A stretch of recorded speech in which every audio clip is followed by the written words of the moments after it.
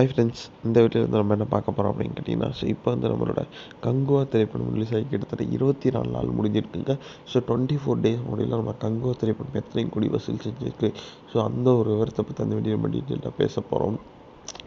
கங்குவா திரைப்படம் வந்து ரசிகர்கள் வந்து நவம்பர் 14 செம்ம பிரம்மாண்டம் ரிலீஸ் ஆன திரைப்படம் அப்படின்னு நம்ம எல்லாருக்குமே தெரிஞ்சது தான்.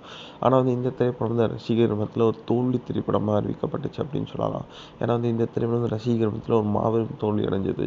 அட்லீஸ்ட் வந்து தேவையான 12 நிமிஷம் காட்சிகள் டெலிட் பண்ணிட்டு ரசிகர்கள் கொடுக்கலாம் அப்படின்ட்டு ஒரு புதுசாக ட்ரை பண்ணாங்க. ஆனால் வந்து அப்பயும் வந்து ரசிகர்களுக்கு இந்த திரைப்படம் சுத்தமாக பிடிக்கவில்லை அப்படின்னு தான் சொல்லி ஆகணும்.